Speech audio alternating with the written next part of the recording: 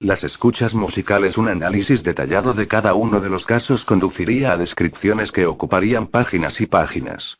El objetivo de esta obra no es llevar a término tal trabajo, sino dar una respuesta de conjunto a la cuestión: ¿qué es lo musical?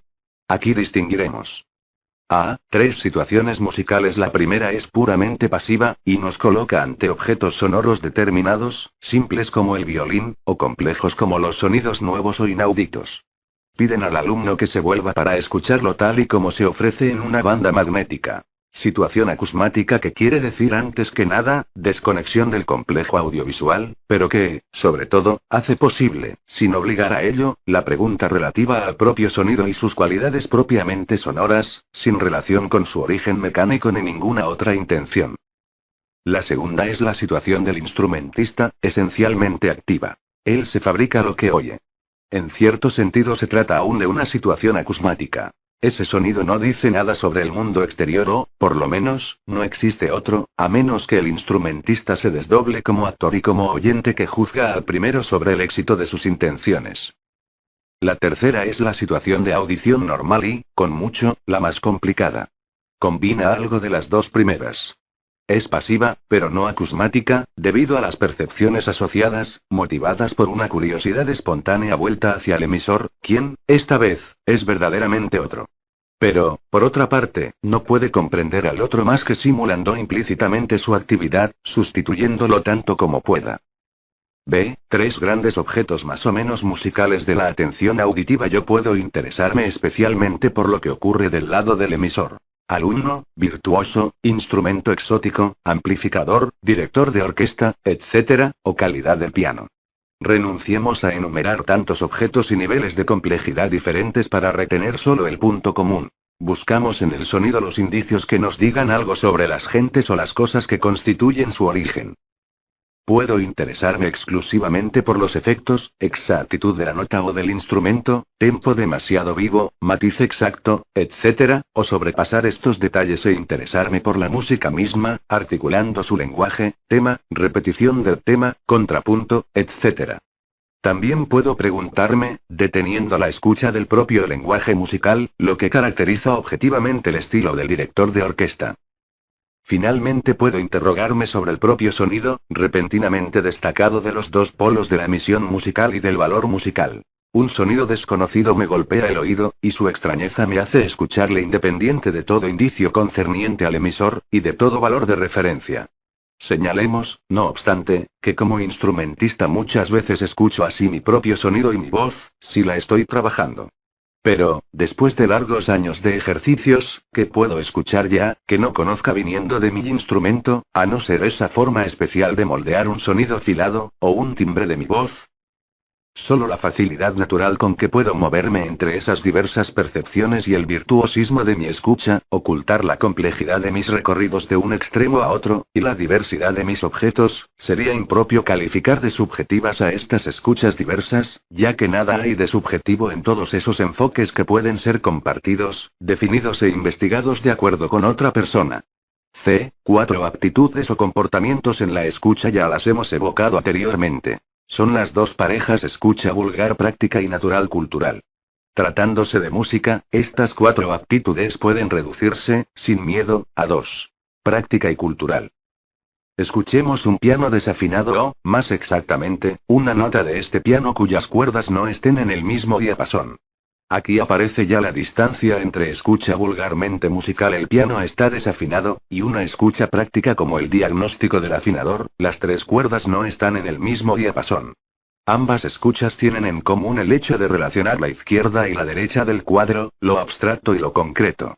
La escucha vulgar no ignora en absoluto ni el piano, ni la exactitud, elementos ambos de una situación a la vez natural y cultural de la civilización, pero no concede una atención particular al objeto sonoro, sino que nos proporciona una respuesta automática.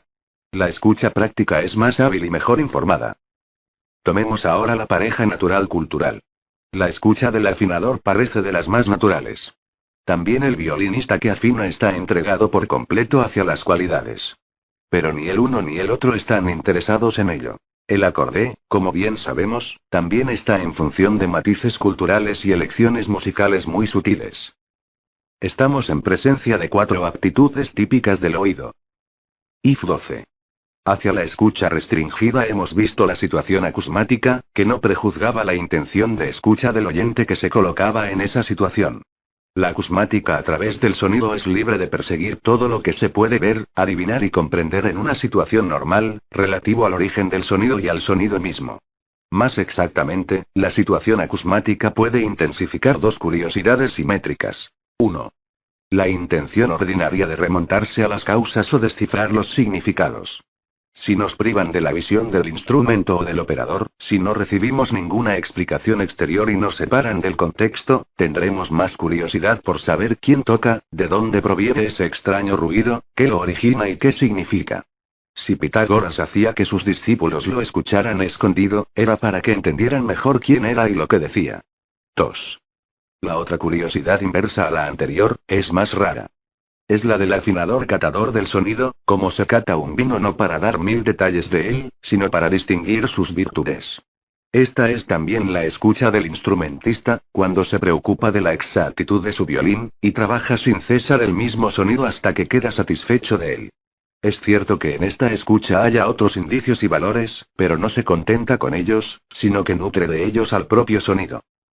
Para resumir estas intenciones de oír, presentamos un cuadro que ilustra la nueva perspectiva hallada que completa el cuadro del 411.8 de las funciones, con el de los objetos.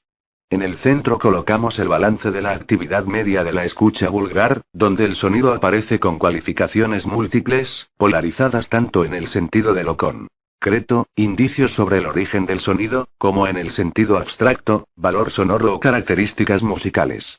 Observemos que tal mezcla de percepciones, llamada objeto bruto en nuestro cuadro, no constituye un todo bien definido, sino solamente un conjunto inestable, que apenas es útil para la exposición de nuestras conclusiones y que es parecida a los estados de paso que los químicos provocan a veces en sus reacciones para poder describirlas mejor.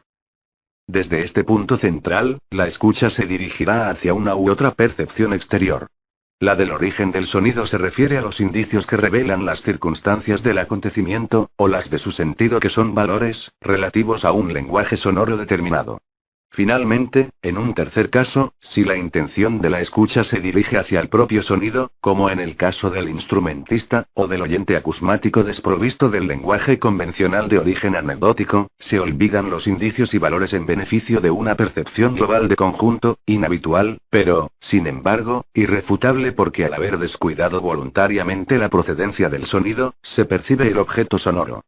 ¿Cómo hemos llegado hasta aquí? Por un giro inesperado de la audición, o más prosaicamente, por un sentido inverso de los recorridos a través de una visión de lo que en principio nos conducía inevitablemente al origen concreto de los sonidos y a su sentido abstracto. Al rechazar la polarización de la escucha entre acontecimiento y sentido, nos dedicamos cada vez más a percibir lo que constituye la unidad original, es decir, el objeto sonoro. Este representa la síntesis de percepciones, de ordinario disociadas. De hecho, no podríamos negar ni romper adherencias de significados y anécdotas, pero se puede dar la vuelta al enfoque, para captar el origen común. Así encontraremos este objeto sonoro, objeto de la actividad que llamaremos aquí escucha restringida, con los filósofos, en el libro tercero, y con los músicos, en el libro cuarto. Libro segundo: Correlaciones entre la serial física y el objeto musical. Equívocos de la acústica musical: timbres y alturas. V1. Coordinación acústica, música. Ninguna escuela de pintura reclama una estrecha correspondencia entre artes plásticas y ciencia óptica. No quiere decir que se nieguen evidentes correlaciones entre las geometrías y fotometrías implicadas en los mecanismos de la visión y las artes que los ponen en juego como soporte o estructura, sino que a nadie se le ha ocurrido la idea simplista de querer explicar la pintura, la escultura o la arquitectura según las leyes de la óptica. Sin embargo, tal confusión sí se produce entre acústica y música, y obsesiona muchas de las tendencias contemporáneas. ¿Por qué? Por 3 razones, y una cuarta. La una es vulgar. Los objetos visuales son también objetos del tacto, del pensamiento, del contacto en el espacio. Están significados por varios sentidos, postulados por un haz de pruebas. El objeto sonoro, tan poco conocido que hasta ahora solo se le ha consagrado este libro, solo está marcado por un sentido. Y aún más, cuando el oído oye un sonido, el ojo le señala otra cosa. un violín, un caballo, un motor. B. La otra razón es específica y se refiere a la diferencia existente entre la luz y el sonido, no tanto como fenómenos sino como impacto sobre nuestra actividad sensorial. En efecto, distinguimos en lo que vemos objetos iluminados y fuentes luminosas. Sin embargo, en la percepción sonora no tenemos acceso aparentemente más que a las fuentes. En la medida en que un objeto iluminado tenga una forma, el proyector o el sol serán olvidados en beneficio del objeto, pues ellos solo proporcionan los rayos luminosos con que el objeto se adorna. Todos los sonidos provienen aparentemente de fuentes, y parece que lo que le interesa al oído, al contrario que al ojo, son los rayos sonoros. Serían necesarios insistentes capítulos y verdaderos ejercicios de pensamiento y de escucha, para hacer ver a nuestros contemporáneos prisioneros de estas referencias, la distinción entre estos cuerpos vibrantes que su ojo les señala, y esas emisiones de objetos, única realidad percibida a la postre por el oído, pero, cuidado. Solo por el oído.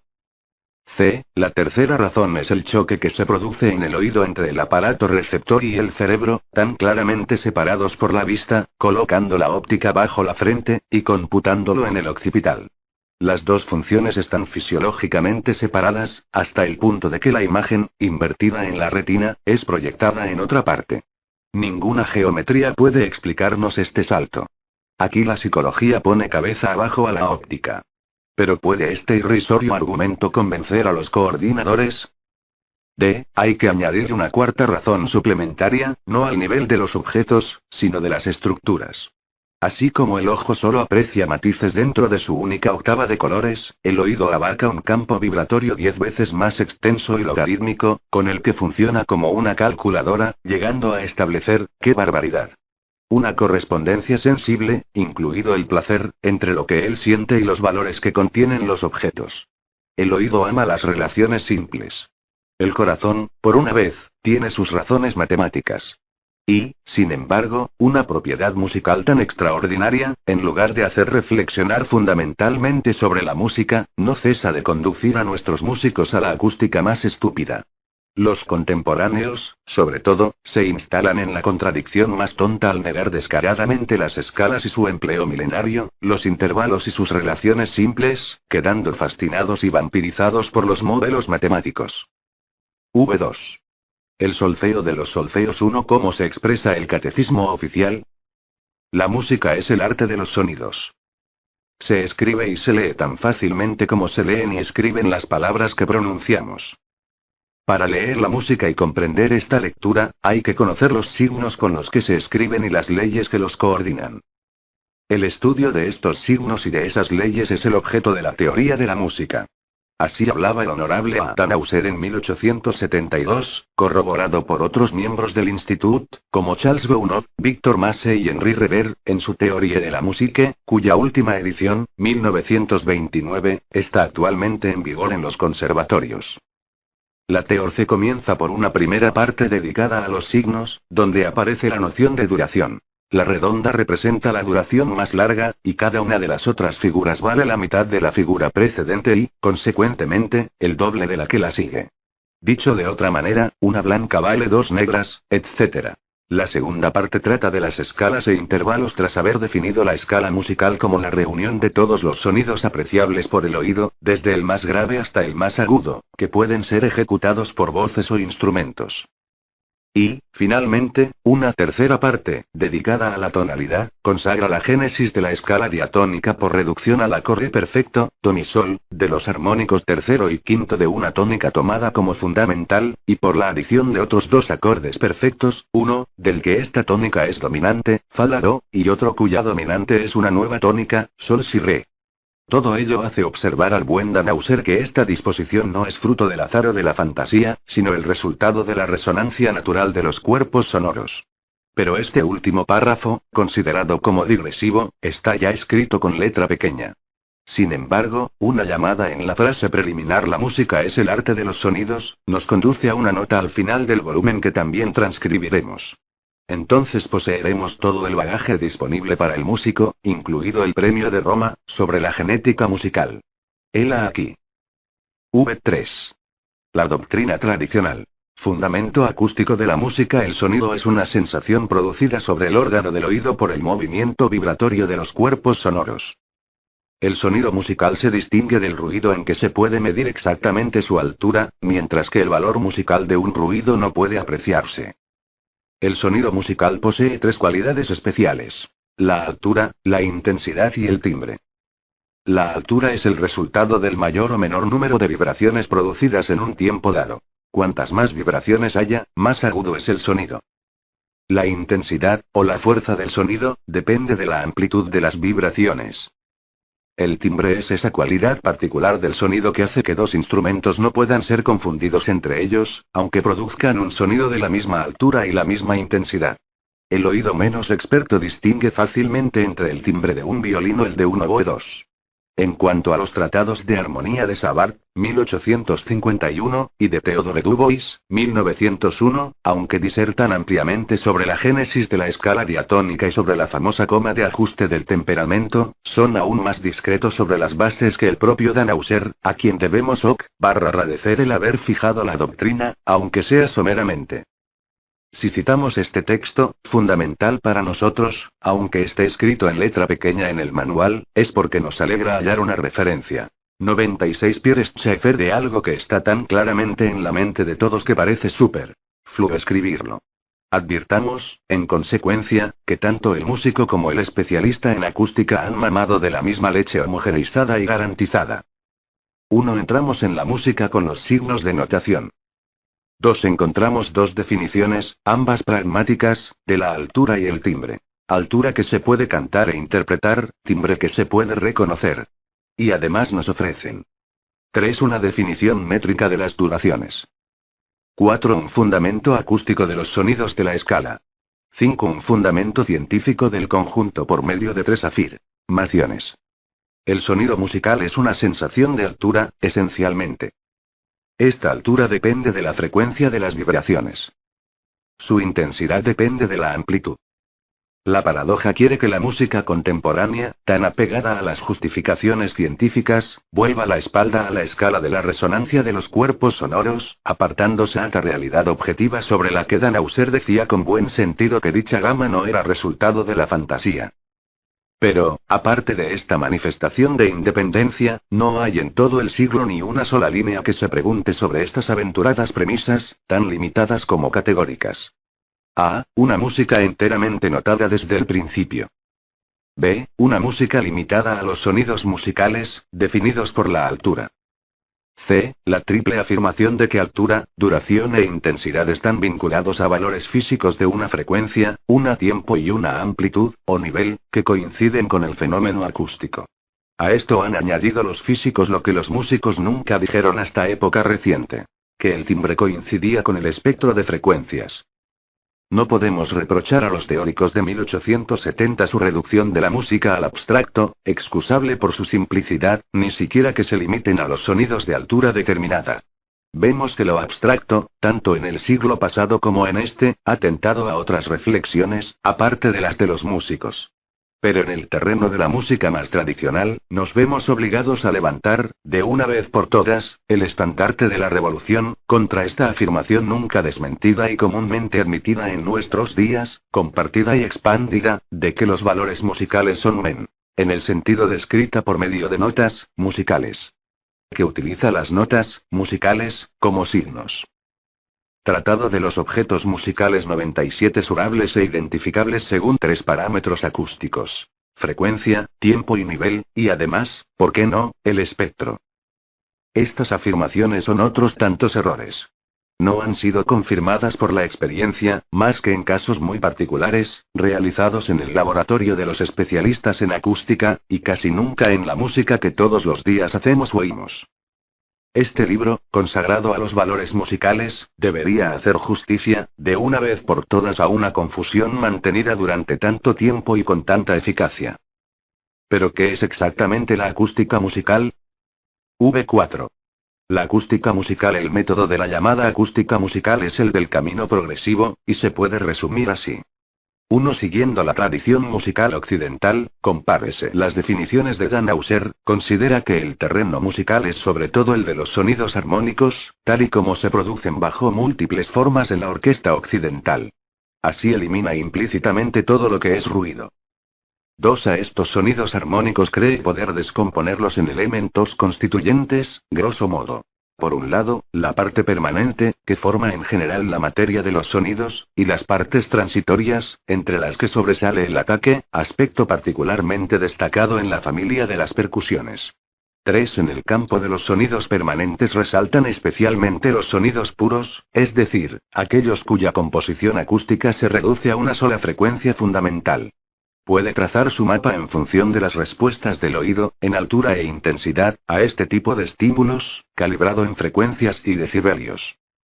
4. Las variaciones débiles de estos estímulos simples, darán lugar al estudio de umbrales de sensibilidad diferencial del oído en frecuencias y niveles.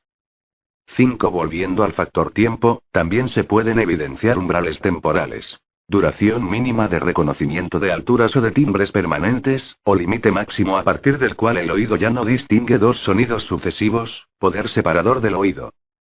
6. De esta manera habremos dividido la zona de audibilidad en parcelas infinitesimales, cuyas dimensiones son precisamente los umbrales diferenciales y el poder separador.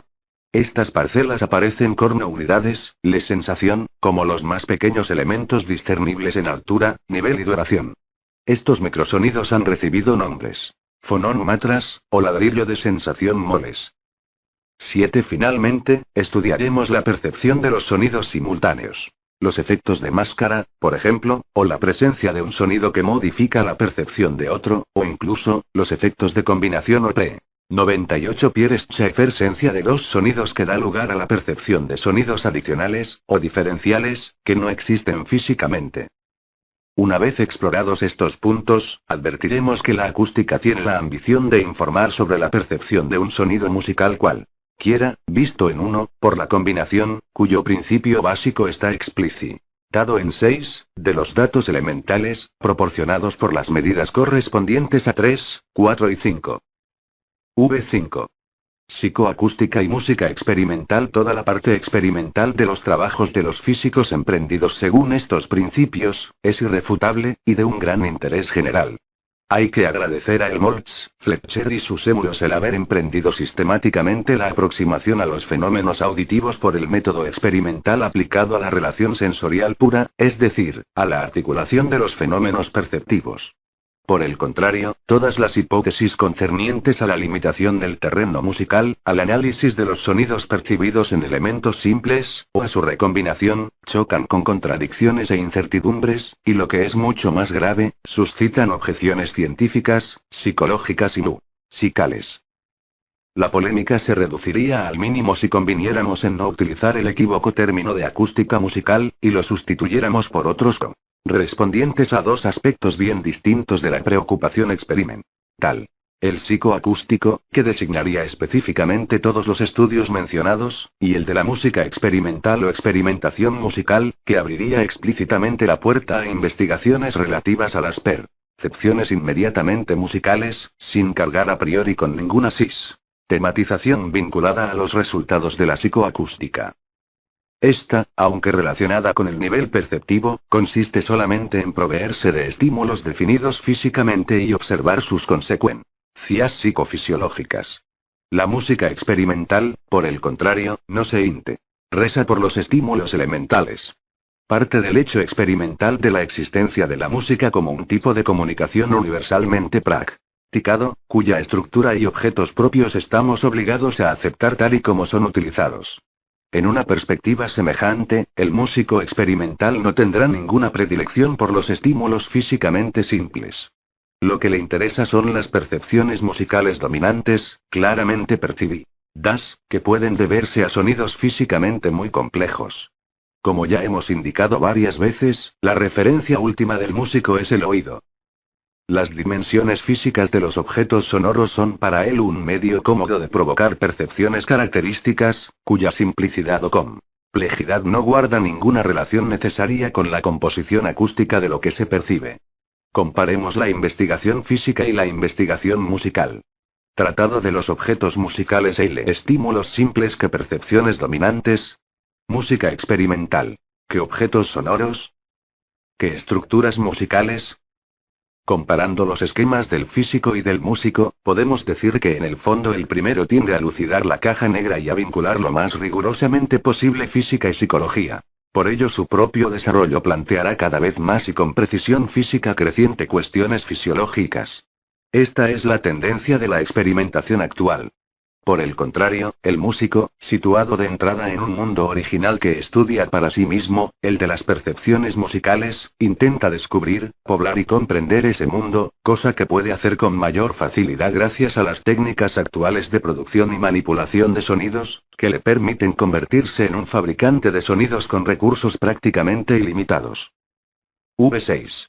Las relaciones simples. Si atamos una cuerda por sus dos extremos a una cítara griega o sobre la tabla armónica de un piano Peyel, sabemos que esos puntos quedarán fijos y la cuerda podrá vibrar con 1, 2 o 3 vientres, etc., dibujando así la semionda de la fundamental, la onda completa del armónico 2 o las 3 semiondas del armónico 3, etc. Al comparar estas figuras vibratorias que toma la cuerda de un sonido concreto con las que toman cuerdas con la mitad, un tercio, etc., de longitud, que dan precisamente estos armónicos 2, 3, etc., podemos hacer estas constataciones acústico-musicales básicas. Un sonido contiene otros sonidos. Estos están en relaciones simples, armónicas. Al añadir unas cuerdas a otras, o haciendo agujeros en los tubos vibratorios, se repite el fenómeno de los vientres, y toda la música tradicional aparece como el juego de diversas tablas de multiplicación posibles y entreveradas.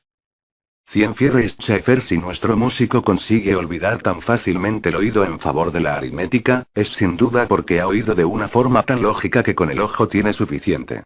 Todas las cuerdas de longitud doble, triple, cuádruple, etc., nos hacen oír sonidos tan parecidos y con tesitura tan cercana, que se les anota bajo el mismo nombre. Estos son todos los do, o los re, repeticiones del sonido a la octava, a las 2 octavas, a las 3 octavas, etc. Por otra parte, el tercer armónico, 3 vientres de la cuerda, forma con el segundo, 2 vientres, un intervalo particularmente llamativo que todas las civilizaciones han subrayado, y que corresponde a la fracción 3, 2, que se lee 3 vientres sobre 2, en longitud de cuerda, es decir, una triple vibración sobre una doble, tomando como unidad la vibración de la fundamental. ¿Queremos hacer el trayecto inverso?